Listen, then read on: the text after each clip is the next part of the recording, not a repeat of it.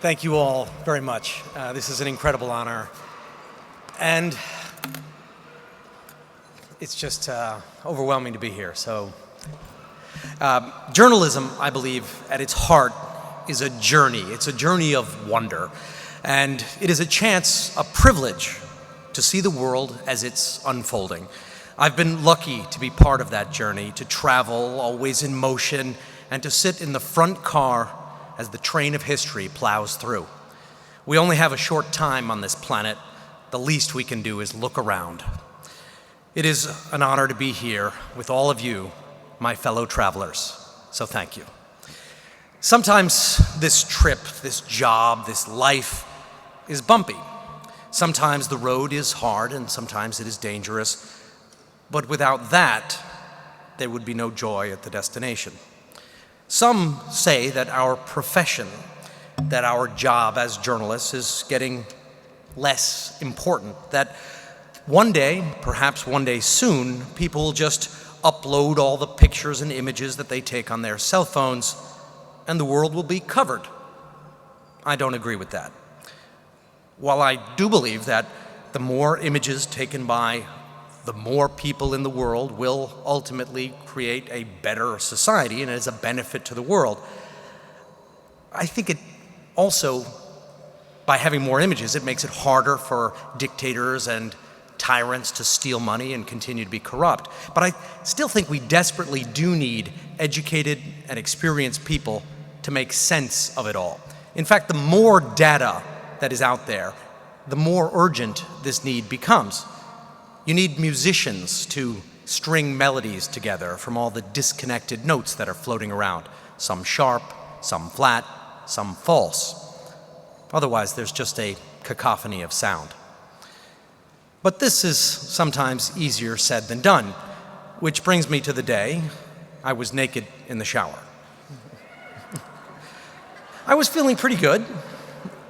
I was shampooing my hair, and the water was warm. But there was one problem. There was a gunman wearing a black ski mask standing next to me.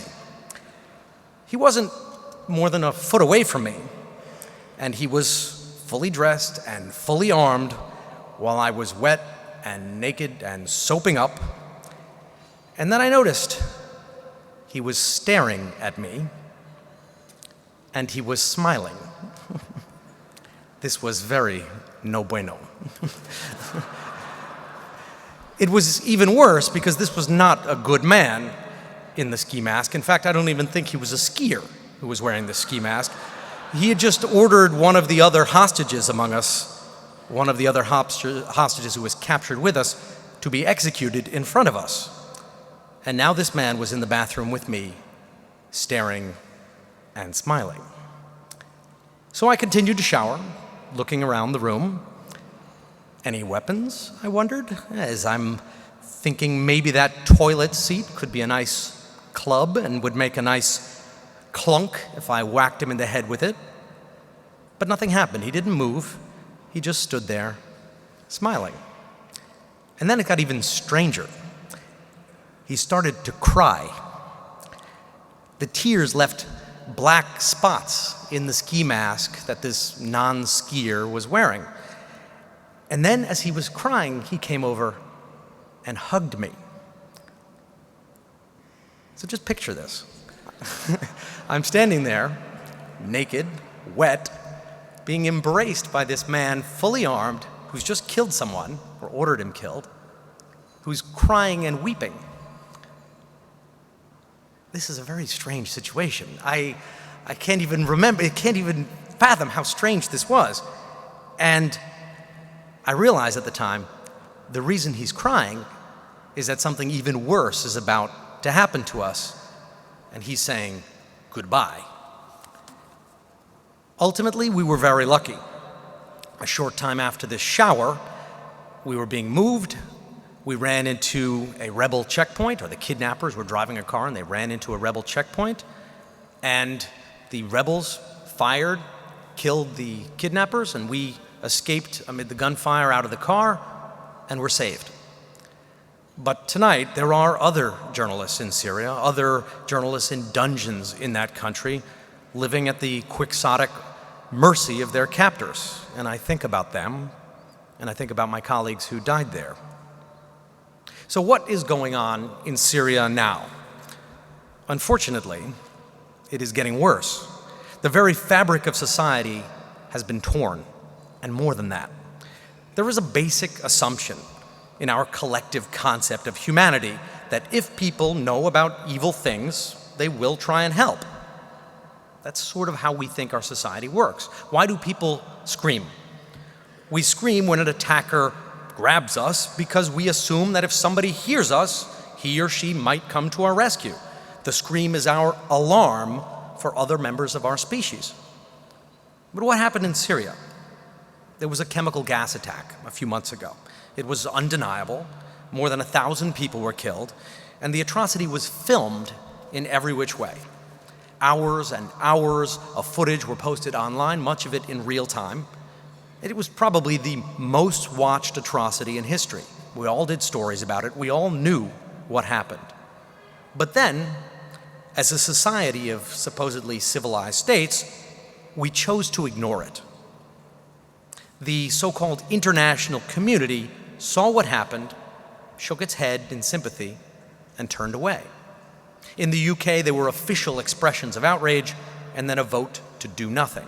The Arab states did nothing. In the US, there were threats and condemnations and then a choice not to carry them out.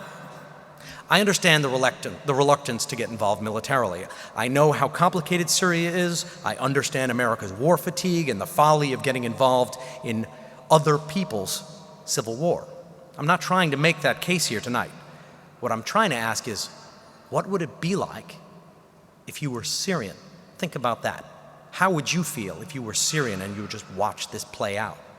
Your moral compass, your basic view of humanity has just been shattered. You screamed. You were that victim, and you watched people who could help and who had the power to help decide not to help you. Maybe we are all bombarded with so many images these days, so much noise, so much of that cacophony, that the images online no longer seem real to us. Maybe we can't hear the music of our human nature anymore. For me, Syria was a lesson about power, about the limitations as well of the internet and social media. Just because people know something doesn't mean they care about it. And just because they know about it doesn't mean they'll do anything about it. The internet is also just, at its core, a network of machines, and machines can be controlled. So can people. I was just in Egypt the other day. In fact, I just got back to this country yesterday, so please excuse me if I'm a bit jet-lagged. And I was in Egypt, and I was in court with Mohammed Morsi. He's the elected president who was deposed by the military. And I was there when he went on trial. And Morsi's track record when he was in office was terrible, and many Egyptians were happy that the military removed him, but that's not what I want to talk about tonight. I was there in the courtroom, and as soon as Morsi entered the room, a group of about 20 journalists, pro-government, pro-military Egyptian journalists, started to climb onto their seats. Many of them were smoking at the time, which was a strange thing to see in a courtroom, particularly of a former just deposed president. So they were on top of their seats, smoking. Some took off their shoes. I thought they were going to throw them at Morsi, who was in a locked cage in the courtroom. And these journalists started to scream, "Death, death, death," saying that Morsi should be sentenced to death. It felt like a coliseum more than a courtroom. And these were the court journalists who were there specifically to cover the trial. And by the way, I assume none of these people will be honored by this prestigious organization next year. And when things calmed down, I asked one of these journalists, "What is going on?" I said, what are you doing here? This is hardly, appropriate." And he said, "Well, the paper that he worked for supports the government, no matter which government is in power. It doesn't matter. We support the government." The same journalist had supported Mubarak, and then Morsi, and now was supporting the military against Morsi. It's just the politics of the paper, he said. And I left that court thinking, old media is not yet dead. And by old media, I don't mean print media, I don't mean newspapers. I mean the oldest form of old media there is, which is propaganda. Since people could write, they have been writing propaganda for the powerful. One of the great tragedies of translating Egypt's ancient hieroglyphics was learning that so much that was written on the temples and in the rock tombs is so boring. Egyptologists in the 19th century thought hieroglyphics were this magical language and that by translating it, they could unlock secrets of hidden knowledge about the universe. Instead, most of the hieroglyphics say, Pharaoh Ramses did this, Ramses conquered that, Ramses made his enemies tremble, Ramses made it rain, Ramses stopped the floods, blah, blah, blah, blah. Actually, it's almost like some of the reporting in Washington these days. But what Egypt showed me was that government propaganda still remains alive and well, and it still works. And we cannot give up the fight for press freedom.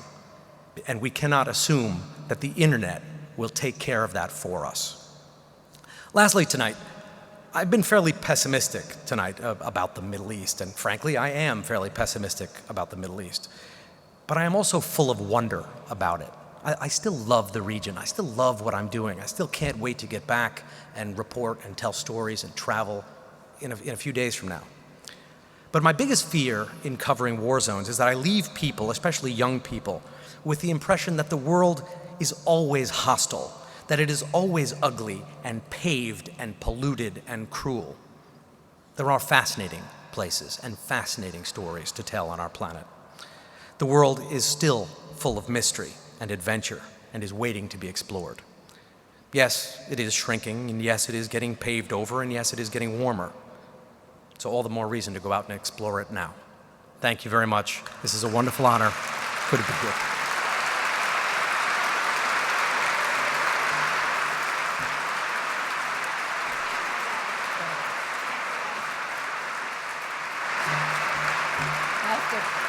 Announce something. All right. Richard, thank you so much for those wonderful comments.